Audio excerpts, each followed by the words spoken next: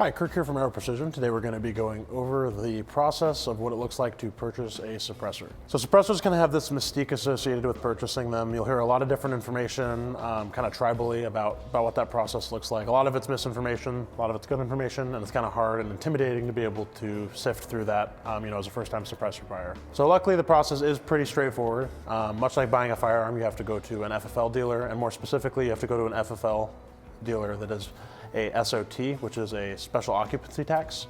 This allows them to deal in NFA firearms. NFA items are things like suppressors, machine guns, destructive devices, and short-barreled shotguns that require a little bit of extra federal paperwork in order for an end user to be able to purchase. So once you find one of these dealers, you're going to want to either order your suppressor, have it shipped to your dealer, or go into this dealer and buy one from their inventory. Once you have your suppressor picked out and are ready to start paperwork on it, you're going to file what is called a Form 4. There's both paper and e-Form 4s.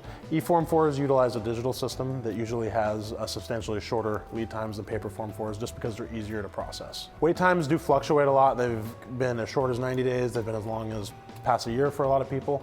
It kind of depends on the volume that the ATF is currently experiencing when processing these forms. Once you go to the dealer and you're ready to start your paperwork, they'll walk you through these processes.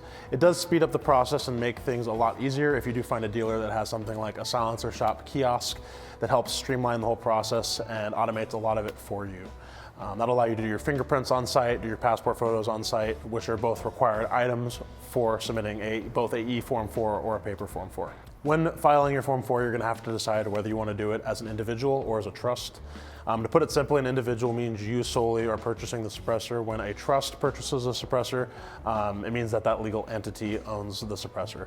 For more information on trust or to get your own trust, I suggest visiting silencershop.com. They have a lot of really good information on this and overall are a great resource when it comes to learning how to buy a suppressor. When submitting your Form 4, you're also going to have to submit a $200 tax to the federal government. This is required for any transfer of a suppressor to an individual or a trust, and it's going to be pretty standard across the board with buying most NFA items. Once that form's submitted, you pay that $200 tax, then you're going to be in processing with the ATF, waiting for that to approve. Times for this can take anywhere from 90 days up to well over a year. It kind of just depends on the volume that the agency's experiencing right now and a little bit of luck. Once your Form 4 gets through processing and gets approved by the ATF, your dealer will receive your approved Form 4 and a tax stamp. At this point, they will call you to come down and you can take possession of your brand new suppressor. For more information about suppressors, please visit our website at aeroprecisionusa.com. And for more information about the process of buying suppressors, go visit our friends over at Silencer Shop. They are a great knowledge resource, especially for first-time suppressor buyers who really aren't sure what to do.